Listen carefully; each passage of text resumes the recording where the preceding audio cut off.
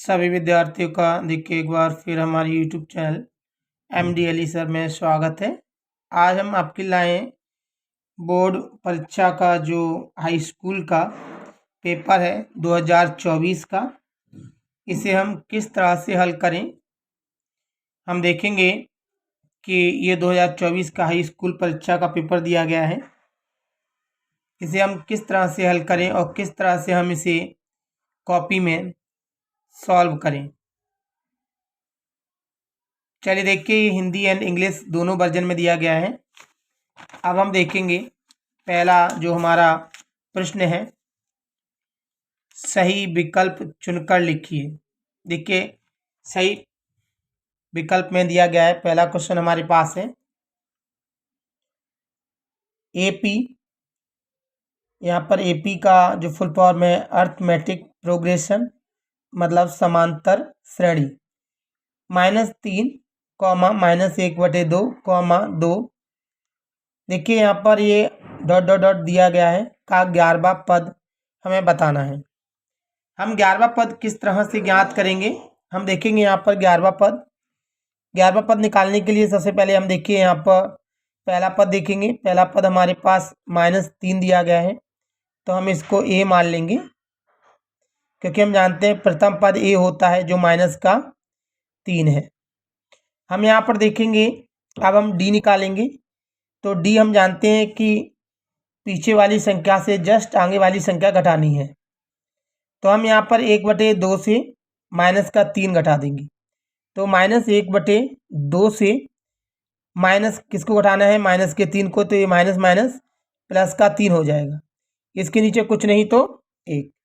हम दोनों का एलसीएम लेंगे, तो एलसीएम हमारे पास आएगा 2 का भाग अगर हम 2 में देंगे तो एक बार यहाँ पे -1 बचेगा, और हम देखेंगे 1 का भाग 2 में देंगे तो 2 बार जाएगा, 2 का 3 से गुणा करेंगे तो 6 हो जाएगा।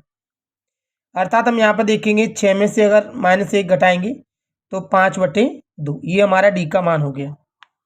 इसमें हम देखेंगे, इसमें हमें 11वां पद चाहिए, तो हम देखेंगे 11वां पद मतलब a+10d, यानी ये कम करके लिखते हैं। अगर ये 12वां पद होता तो a+11d, अगर 100वां पद होता तो a+99d, यानी ये कम करके लिखना है। a का मान हमारे पास दिया गया है -3, हम यहाँ पे -3 रखेंगे, प्लस 10 का 10 गुणा डी का मान देखेंगे हम 5/2, यहाँ पर 5/2 रख देंगे। 2 से ये 10 का डिवाइड करेंगे तो 5 बार में, ये हमारे पास बचा -3, 5 25 प्लस के 25, ये माइनस का ये प्लस का तो घट जाएंगे। 25 में से अगर हम 3 घटाते हैं तो हमारे पास बचता है 22, अर्थात ये इसका सही आंसर है 22। मतलब हम देखेंगे यहाँ पर तो ए ऑप्शन 28 है, बी ऑप्शन है हमारे पास 22, इसका सही आंसर है 22। अब हम देखेंगे दूसरा सवाल, प्रसिद्ध यूनानी गणितज्ञ थेल्स का समय काल है। तो हम जानते हैं कि देखिए उसका समय काल जो रहा वो ईसा पूर्व में रहा। तो देखिए हम देखेंगे ईसा पूर्व में हमेशा उल्टी संख्या चलती हैं, तो हम देखेंगे यहाँ पर उल्टी संख्या है 640 से लेके 540, तो हम कहेंगे इसका सही आंसर है। बाकी हम देखें सभी जो दिए गए हैं वो ईसा पूर्व नहीं है, ईसा के बाद के दिए गए हैं। यहाँ ईसा के देखिए पूर्व दिया है, लेकिन यहाँ पर देखिए यहाँ तो सही क्रिया चल रही है, यानी विपरीत क्रिया नहीं है। यहाँ पर भी देखिए जन्म जो हुआ है वो आगे की ओर बढ़ रहा है। तो हम देखेंगे यहाँ पर जो इनका जन्म हुआ है तो 640 से लेके 540 के इनकी मृत्यु हो गई, इनके समय ये रहा है इनका। अब हम देखेंगे बिंदु 3, 2 और बिंदु जो Q है हमारे पास -2 और 3 के बीच की दूरी बतानी है हमें। किस तरह से देखिए दूरी हम ज्ञात करेंगे। देखिए दूरी वाले सवाल वैसे हमने अपने यूट्यूब पर हमने पहले भी डाले थे, परीक्षा से पहले डाले थे, तो उसी प्रकार से इसे हम हल करेंगे। देखिए दूरी का सूत्र होता है, जैसे हम PQ की दूरी निकाल रहे हैं तो PQ बराबर P में से Q को घटा देंगे, वैसे इसका सूत्र होता है दूरी का x1 - x2 whole square plus y1 - y2 whole square, या हम कह सकते हैं कि P में से क्यू के मान घटा दी जाए, तो 3 में से अब माइनस का 2 घटाएंगे तो माइनस माइनस प्लस हो जाएगा, 2 का वर्ग हो जाएगा। प्लस इसी प्रकार हम देखेंगे 2 में से ये माइनस का 3 घटाएंगे तो ये तो घटाने का चिन्ह और ये -3 है, इसलिए प्लस का हो गया वर्ग। अब हम यहाँ पर देखेंगे 3 2 5 होता है, 5 का वर्ग 25 होता है। 3 2 5 होता है, 5 का वर्ग 25 होता है। हम यहाँ पर देख सकते हैं 1 25 1 25, ये 2 इंटू 25 हो गए। हम जानते हैं कि जो 25 का वर्गमूल होता है 5 अंडरूट का 2। इसका सही आंसर है 5 अंडरूट का 2। लेकिन हम इस सवाल में देख सकते हैं इसके सभी ऑप्शनों में ऐसा कहीं भी ऑप्शन नहीं दिया, इसलिए हमें यहाँ पर 5 का 5 अंडरूट 2 का मान रखना है। तो अंडरूट 2 का मान हम जानते हैं 1.414 होता है। अब हम इस 5 का गुणा इससे कर देंगे तो 5 चौक 20, हासिल आई 2, 5 और 2 7 होते हैं, 5 चौक 20, हासिल आई 2, पॉइंट की जगह पॉइंट, 5 और 2 7, अर्थात हम कह सकते हैं 7.070। हम देखते हैं इसका आंसर है 7.07 लगभग, ये बिल्कुल आंसर इसका राइट है बी। हम कहेंगे इसकी न्यूनतम दूरी है, इनके दोनों के बीच की दूरी है 7.07 लगभग। अगला क्वेश्चन देखेंगे हम, चौथा क्वेश्चन है द्विघात बहुपद ax² plus bx plus c का आलेख का प्रकार होता है। हम जानते हैं कि कोई भी द्विघात समीकरण हो उसका आलेख जो होता है वो परवलय होता है, तो इसका सही आंसर है परवलय। रैखिक समीकरण युग्म a1x plus b1y plus c1 बराबर 0 एवं a2x plus b2y plus c2 बराबर 0 आश्रित एवं संगत होता है। हम जानते हैं देखिए संगत क्रिया केवल 2 ही स्थिति में होती है, या तो वो पूरी तरह एक अदितल होना चाहिए या अनंत अनेक हल होना चाहिए। तो हम देखेंगे ये अदितल का फॉर्मूला है जबकि ये अनंत अनेक हल का फॉर्मूला है। हम कहेंगे दोनों ही संगत हैं, लेकिन यहाँ पे आश्रित संगत की बात कही है तो आश्रित संगत माने होता है अनंत अनेक हल, तो हम कहेंगे इसका सही आंसर है ये। अब हम आगे देखेंगे, अगला सवाल है हमारे पास छठवां, द्विघात समीकरण ax² plus bx plus c बराबर 0 के कोई मूल वास्तविक नहीं होते, मतलब मूल वास्तविक नहीं होंगे तो काल्पनिक होंगे। तो चलिए देखिए काल्पनिक का लिए हम जानते हैं कि 0 हमेशा विविधकर यानी d से बड़ा होता है या b² माइनस 4ac से 0 बड़ा होता है, तो इसका सही आंसर है डी। तो देखिए हमने ये 6 सवाल किए हैं। इसके बाद हम देखेंगे इसका इंग्लिश वर्जन दिया गया है अगले पेज में, आप इसी प्रकार से इंग्लिश वर्जन कर सकते हैं अगर आप इंग्लिश मीडियम से हैं तो। चलिए हम देखेंगे अगला क्वेश्चन इसका, क्वेश्चन नंबर 2। क्वेश्चन नंबर 2 देखिए दिया गया है रिक्त स्थानों की पूर्ति कीजिए। रिक्त स्थानों की पूर्ति कीजिए, हम देखेंगे पहला है सभी यहाँ पर खाली स्थान त्रिभुज समरूप होते हैं। तो हम जानते हैं कि देखिए त्रिभुज जो समबाहु होते हैं वो सभी समरूप होते हैं, तो हम इसमें लिखेंगे समबाहु। समबाहु त्रिभुज वो होता है जिसकी तीनों भुजाएं समान होती हैं, तो हम कहेंगे सभी समबाहु त्रिभुज समरूप होते हैं। हम अगला देखेंगे, दूसरा हमारे पास है त्रिज्या r वाले वृत्त के एक त्रिज्या खंड जिसका कोण अंशों में थीटा है तो संगत चाप की लंबाई। देखिए हमें यहाँ पे चाप की लंबाई का सूत्र बताना है, तो संगत चाप की लंबाई होती है, तो संगत चाप की लंबाई हमारे पास होगी थीटा बटे 360 इंटू 2 पाई आर।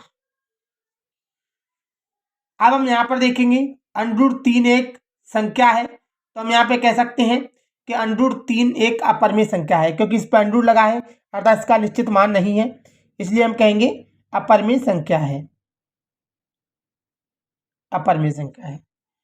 अगला हम देखेंगे यहाँ पर अगला चौथा नंबर दिया है चर x के बहुपद px में x की उच्चतम घात। देखिए हम जानते हैं कि x की उच्चतम घात बहुपद की घात कहलाती है, बहुपद की घात। देखिए हम जानते हैं उच्चतम घात जो होगी वो बहुपद की घात कहलाएगी। 5वां नंबर देखिए प्रश्न देखेंगे हम इसका, द्विघात समीकरण ax² plus bx plus c बराबर 0 हल करने के लिए द्विघाती सूत्र है।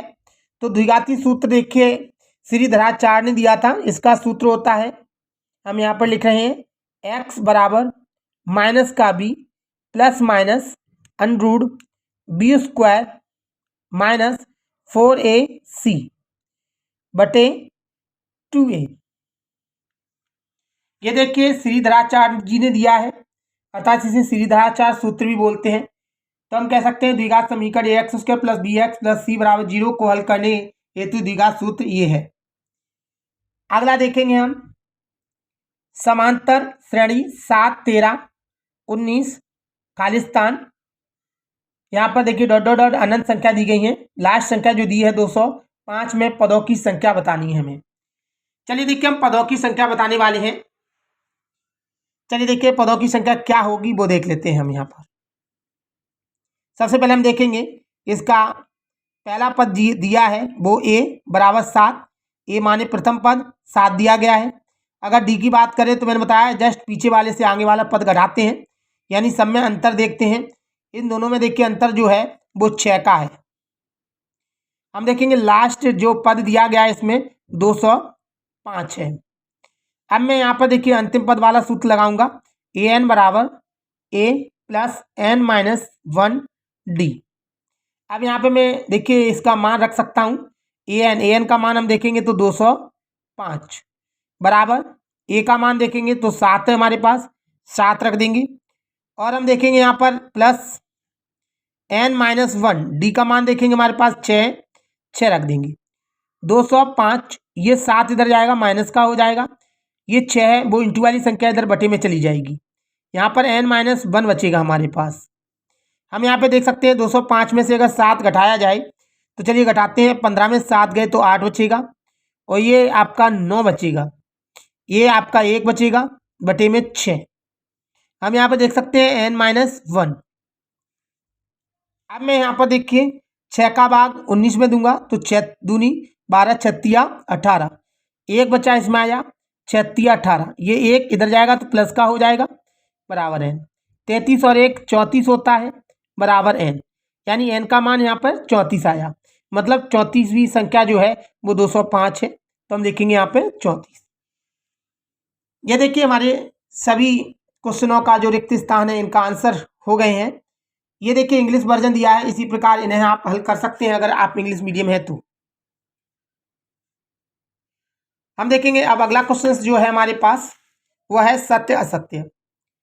नंबर 3 क्वेश्चन है, निम्नलिखित में सत्य और असत्य लिखिए। पहला क्वेश्चन हमारे पास है अर्धगोले का आयतन का सूत्र 1/3 पाई आर क्यू है, जबकि आर गोले की त्रिज्या है। हम जानते हैं कि अर्धगोले का जो आयतन होता है वो 2/3 पाई आर क्यू होता है। वैसे हम जानते हैं कि जो पूरे गोले का आयतन होता है, हम देखेंगे गोले का आयतन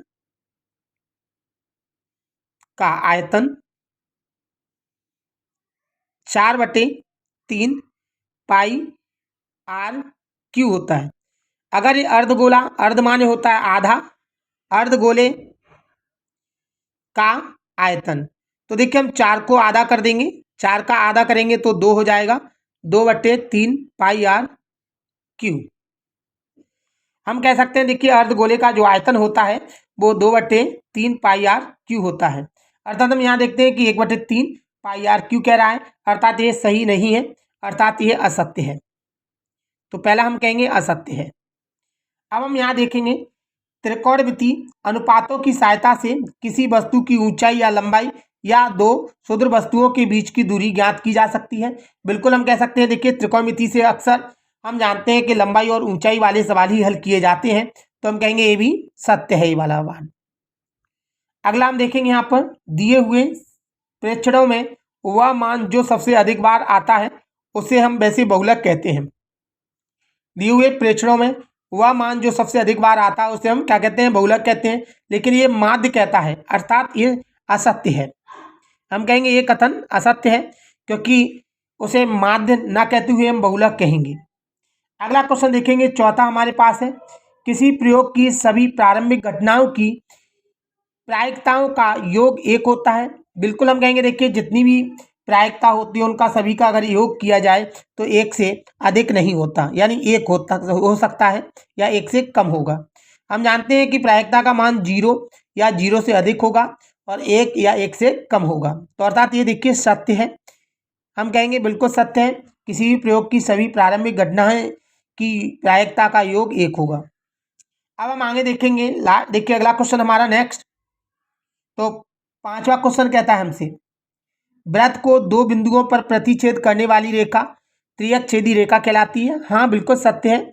देखिए कोई भी वृत्त को अगर 2 बिंदुओं पर प्रतिच्छेद करेगी तो वो त्रियक छेदी कहलाएगी। अगर वृत्त को एक बिंदु पर प्रतिच्छेद करती है तो वो स्पर्श रेखा कहलाती है। हम देखेंगे यहाँ पर एक निश्चित घटना की प्रायिकता 1 होती है। देखिए बिल्कुल एक निश्चित घटना होगी उसकी प्रायिकता 1 ही होगी, बिल्कुल ये भी सत्य है। हम देखेंगे, देखिए हमारे ये सत्य असत्य के जो ऑप्शन थे हमने सभी यहाँ पर कर दिए हैं। यही देखिए इंग्लिश वर्जन में दिया गया है, आप इंग्लिश वर्जन में कर सकते हैं अगर आपको हिंदी वर्जन में समझ में आया हो तो। चलिए हम अगला क्वेश्चन करते हैं, चौथा वाला। चौथा क्वेश्चन है हमारे पास, देखिए सही जोड़ियां मिलाइए। हम देखेंगे त्रिज्याखंड का क्षेत्रफल।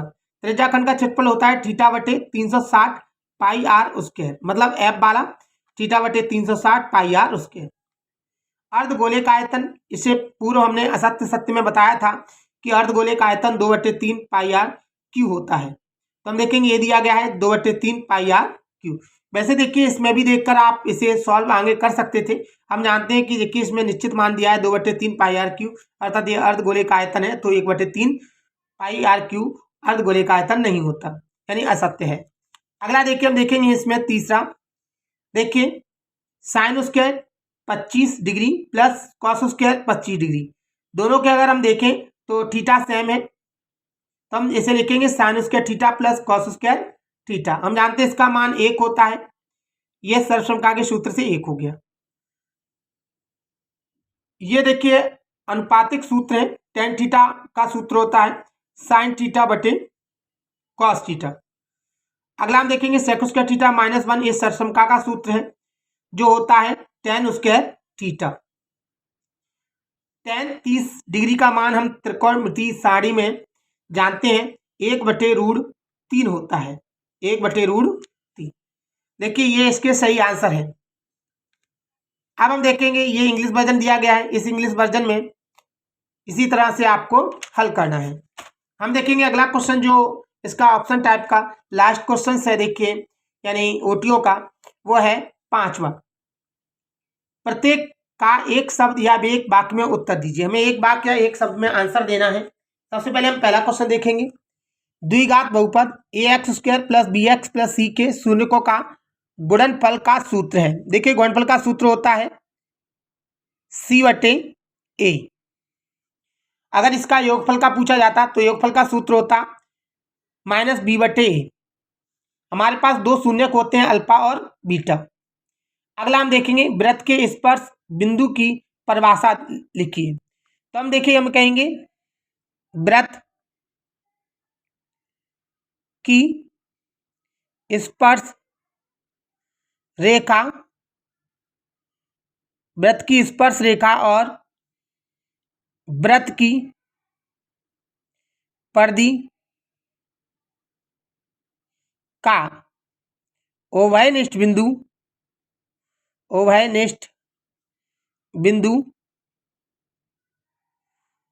वृत्त की स्पर्श रेखा और वृत्त की परिधि का उभयनिष्ठ बिंदु स्पर्श बिंदु कहलाता है, स्पर्श बिंदु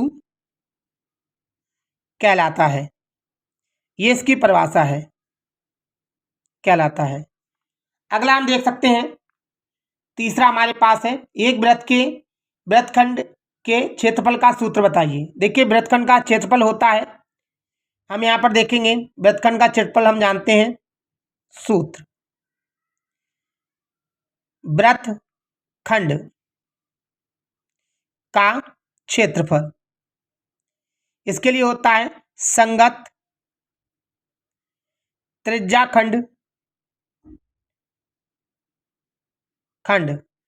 का क्षेत्रफल माइनस संगत त्रिभुज का क्षेत्रफल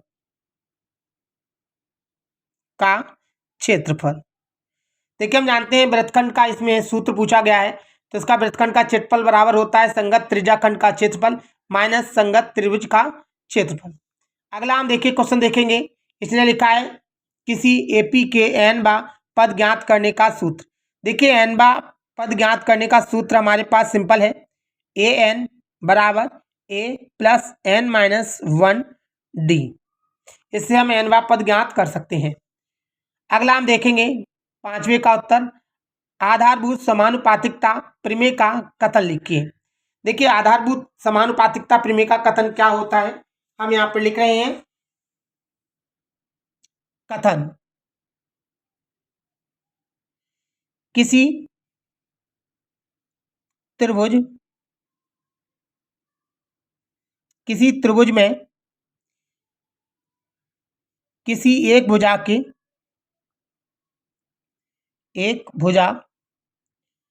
के समांतर रेखा खींची जाए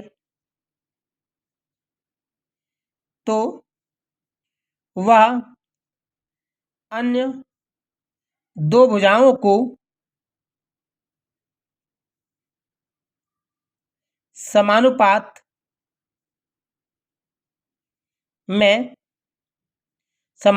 अनुपात में विभक्त या विभाजित करती है।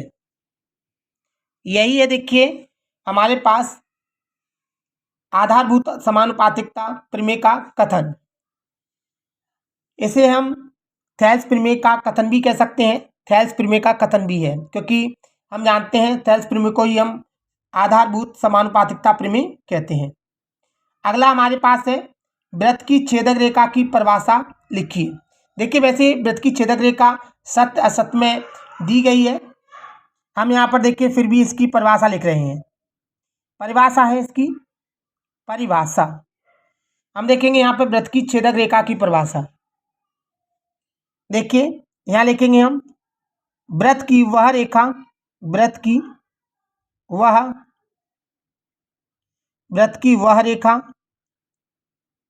जो वृत्त को दो बिंदुओं पर प्रतिच्छेद करती है। प्रतिच्छेद का मतलब यहाँ पे काटने से है, प्रतिच्छेद करती है। देखिए वृत्त की वह रेखा जो वृत्त को दो बिंदुओं पर प्रतिच्छेद करती है उसे हम छेदक रेखा कहते हैं, उसे वृत्त की छेदक रेखा कहते हैं। हम देख सकते हैं, देखिए वृत्त की छेदक रेखा की परिभाषा हो गई। देखिए यहाँ पर नीचे इंग्लिश वर्जन दिया गया है, आप इसको भी इसी तरह से सॉल्व कर सकते हैं। देखिएगा हमने यहाँ 30 नंबर की जो ऑप्शन टाइप क्वेश्चन थे, यानी जो ओटी थी, हमने सभी आपको करके दिखाई। आप देखिए अब इन्हें किस तरह से हम कॉपी में करेंगे वो देखिएगा। चलिए सबसे पहले हम आपको बताएंगे कि हम किस तरह से कॉपी में करेंगे। पहले सवाल जो हमारा था, जो हमने यहाँ पर किया, पहला सवाल है हमारे पास सही विकल्प, हम इन्हें किस तरह से हल करेंगे।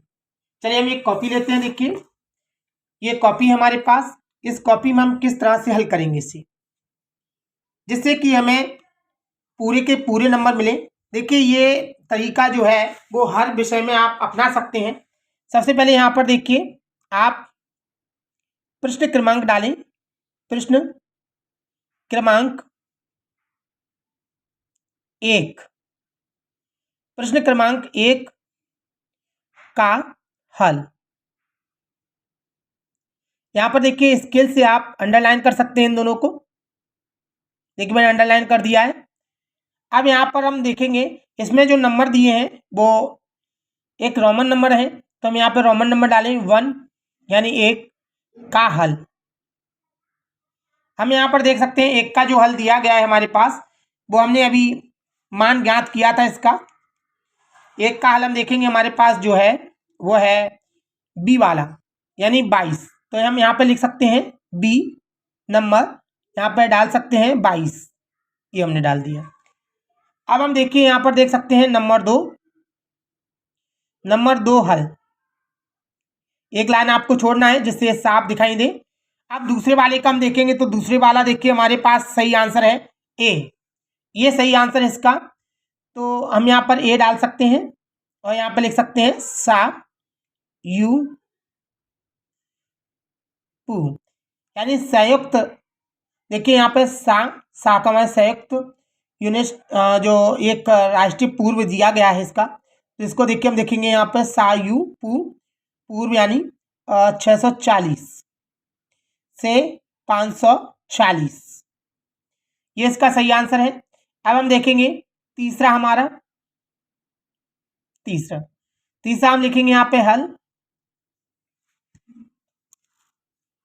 देखिए तीसरा हम देख सकते हैं यहाँ पर हमारे पास तीसरा दिया गया है। अगर हम तीसरा देखें तो तीसरा का सही आंसर है हमारे पास 7.07 लगभग। तो हम यहाँ पर लिख सकते हैं बी वाला आंसर सही है, तो बी 7.07 लगभग। अब हम यहाँ पे देखेंगे चौथा हल। चौथा हल देखेंगे तो चौथा दिया गया है, देखिए हमारे पास यहाँ पर इसका सही आंसर है सी पर वलय। तो हम यहाँ पे लिख सकते हैं सी पर वलय। नंबर देखिए पांचवा है हमारे पास हल। पांचवे का हम देखेंगे हमारा जो आंसर है वो है सी। तो हम यहाँ पे लिखेंगे सी A1 A2 बराबर B1 B2 बराबर C1 C2, ये देखिए हमारा आंसर है। अगर हम देखें तो छठवा, तो हम यहाँ पे लिख देंगे छठवा नंबर। छठवें में देखिए हम देखेंगे हमारा सही आंसर है डी वाला। तो हम यहाँ पे लिख सकते हैं हल डी। डी सही आंसर है, देखिए B² माइनस 4AC बड़ा है 0। अब हम इसको एक बार देख सकते हैं, हमें इस तरह से इसे हल करना है। ये हमारा देखिए पहला प्रश्न हो गया। पहले का जो हल है वो बी है, दूसरे का हल है वो ए है, और तीसरे का जो हल है वो बी है, चौथे का जो हल है वो सी है, और पांचवे का जो हल है वो सी है, और छठवें का जो हल है वो डी है।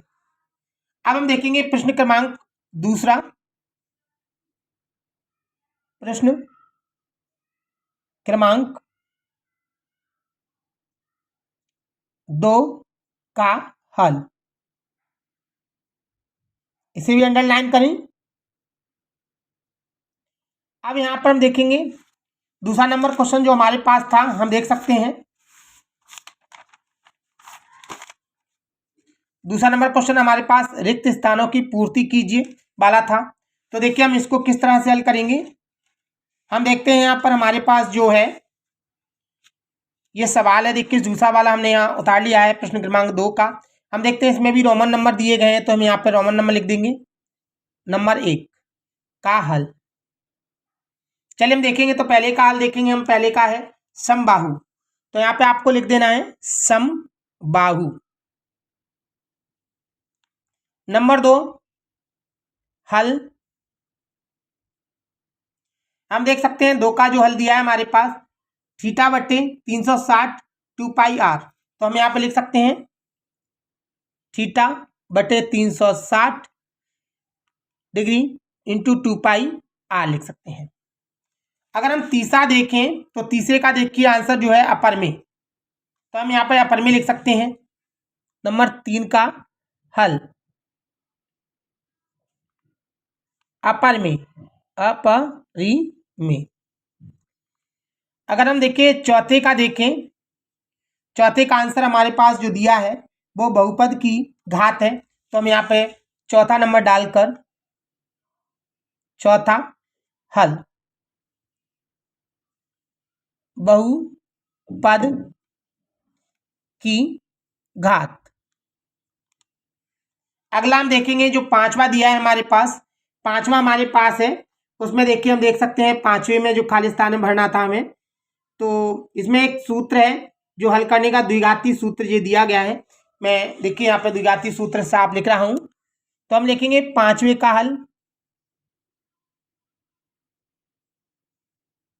x बराबर minus b plus minus under b square minus 4ac upon 2a। इसे देखिए श्रीधराचार्य सूत्र भी कहते हैं। अगला देखिए हमारे पास है छठवां नंबर हम देखेंगे, छठवां हल। छठवां देखेंगे तो छठवां देखिए दिया गया है यहाँ पर, जो हमने निकाला था अभी, मैंने इससे पूर्व आपको बताया था। इसका आंसर हमारे पास 34 आया था। तो यहाँ पर हम देखिए लिख सकते हैं 34। देखिए ये हमारे रिक्त स्थान के 6 सवाल थे, 6 भी हमने यहाँ पर लिख दिए हैं, इस तरह से हल कर दिए हैं। अब देखिए पेज भी भर चुका है हमारा। अब हमें पेज पलटना है, तो यहाँ पे आपको लिखना है PTO। देखिए PTO लिखना है, जिसे चेक करने वाला पृष्ठ बदल के देख सकता है। तो ये लिखना देखिए अच्छा है। तो हमने देखिए यहाँ पर लिख दिया है PTO। अब हम देखेंगे आगे हम देखेंगे कि किस तरह से हल करें। अगला पेज हमने पलट लिया है, यहाँ पर पेज आ गया हमारा अगला। अब हम देख सकते हैं तीसरा नंबर क्वेश्चन हमारा जो है वो है सत्य असत्य। देखिए सत्य असत्य को किस तरह से हल करेंगे हम इसमें, तो हम यहाँ पे पहले डाल देते हैं प्रश्न क्रमांक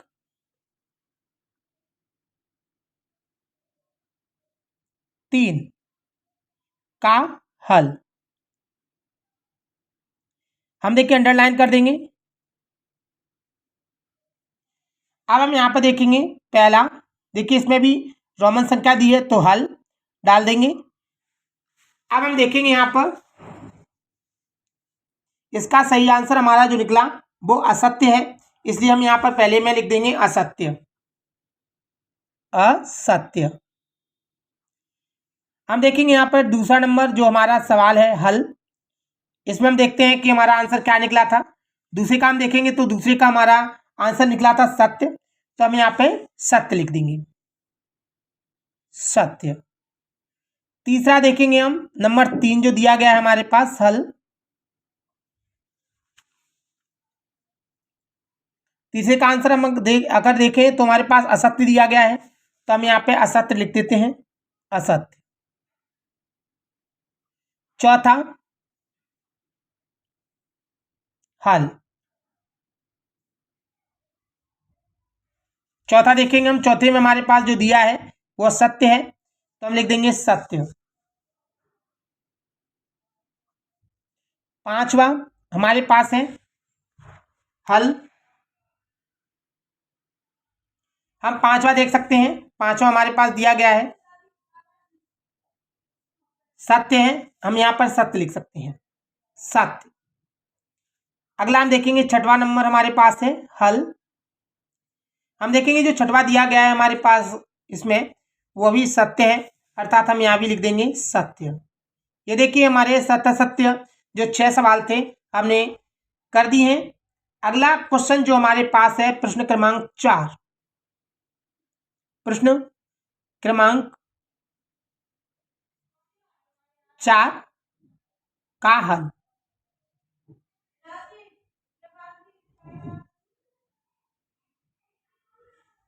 अब हम देखेंगे इसमें भी, देखिए हम चौथा देखते हैं। चौथा प्रश्न जो हमारे पास है पेपर का, वो चौथा प्रश्न है हमारे पास सही जोड़ी मिलाइए। सही जोड़ी दी गई है हमारे पास, तो हम देखेंगे यहाँ पर सही जोड़ी जो हमारे पास है, हमें सही जोड़ी करनी है। चलिए हम सही जोड़ी करते हैं यहाँ पर। तो देखिए इसमें किस तरह से करनी है हमें सही जोड़ी, तो हमें यहाँ पर सबसे पहले नंबर डाल देने हैं। नंबर 1 2 ये 3 और ये 4 और ये 5। हम सब में देखिए यहाँ पे हल डाल देंगे, हल हल एंड हल एंड हल एंड हल डालना है। हमने हल डाल दिया है। अब हम देखिए इनके सही आंसर इसमें से चुन के आंसर में लिखेंगे। चलिए हम देखते हैं पहले का जो आंसर हमारे पास, देखते हैं हम क्या था।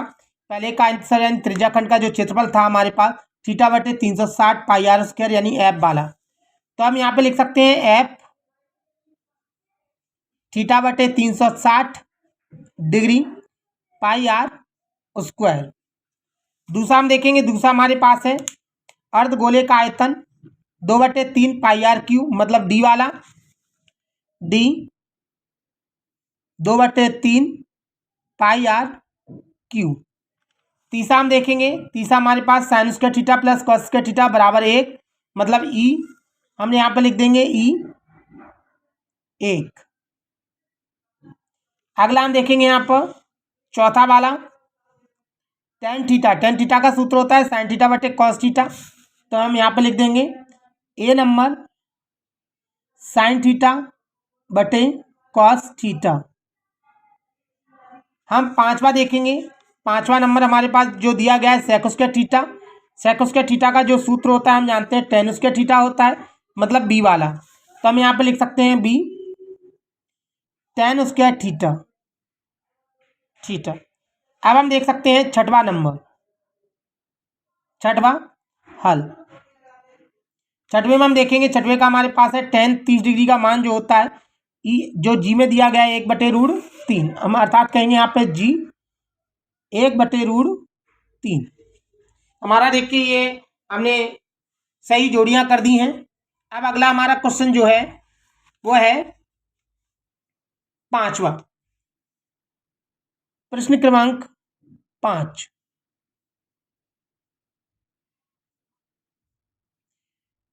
पांच का हल।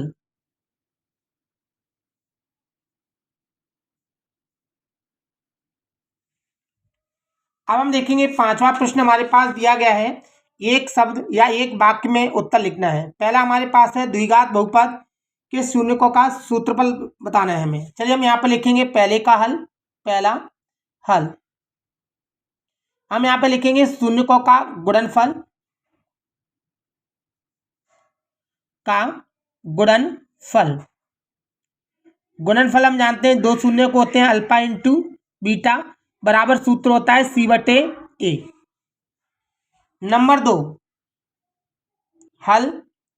हमारे दूसरे नंबर प्रश्न था वृत्त के स्पर्श बिंदु की परिभाषा लिखिए।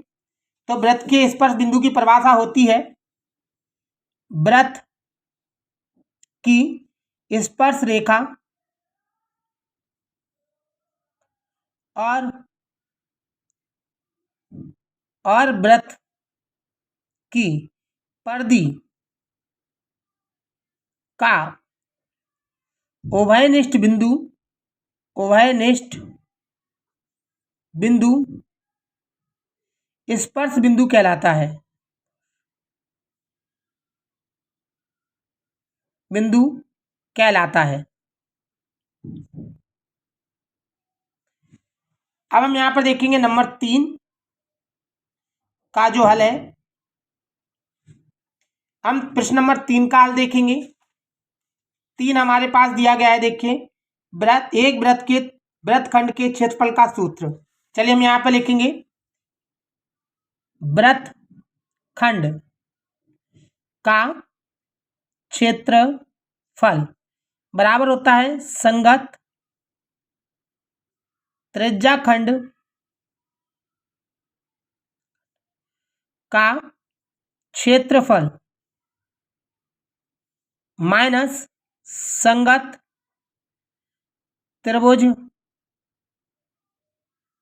का क्षेत्रफल।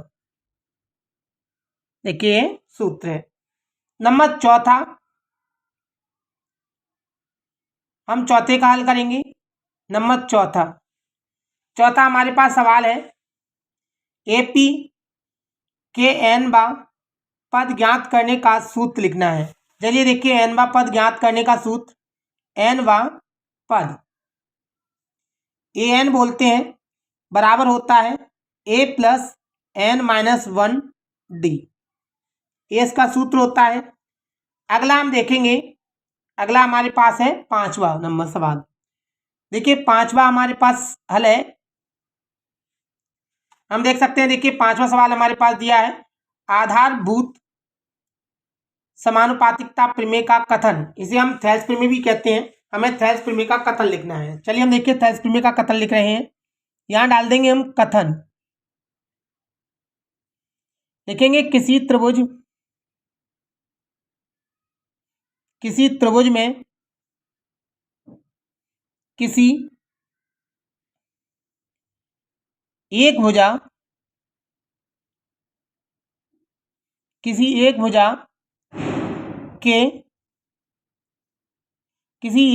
के समांतर देखिए एक भुजा के समांतर रेखा खींची जाए तो वह अन्य दो भुजाओं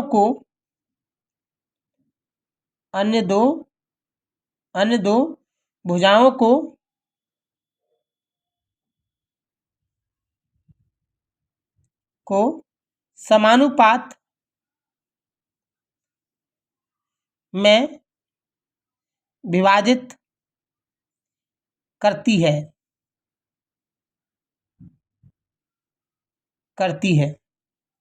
हम देखेंगे छठवां नंबर हमारा जो सवाल था उसका हल। हम देख सकते हैं छठवां हमारे पास था, वृत्त की छेदक रेखा की परिभाषा लिखिए। देखिए वृत्त की छेदक रेखा की परिभाषा क्या है, हम लिख सकते हैं यहां से।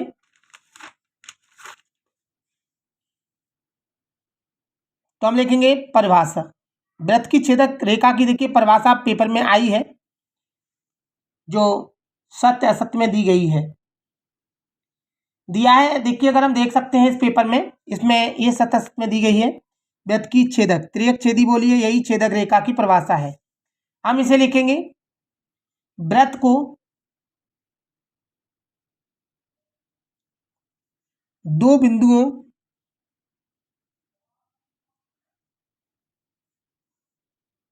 बिंदुओं पर प्रतिच्छेद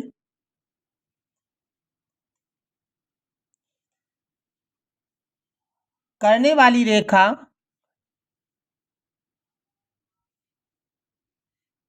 को छेदक रेखा कहते हैं। छेदक रेखा कहते हैं। चलिए देखिए छेदक रेखा की परिभाषा हो गई। देखिए हमारे ये सभी जो 5 क्वेश्चन थे जो 30 नंबर के हैं, हमने यहाँ पर हल किए। अब इसके बाद देखिए इसमें जो सवाल आए हैं 2-2 नंबर के, जैसे ये दिए गए हैं 2-2 नंबर में सवाल आए हैं, इन्हें भी हम देखिए सरलता से हल कर सकते हैं।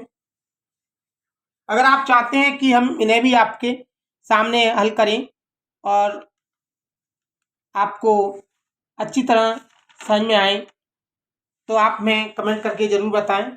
हम कोशिश करेंगे आपको ये पूरा पेपर सॉल्व करके हम यूट्यूब पर डाल सकें।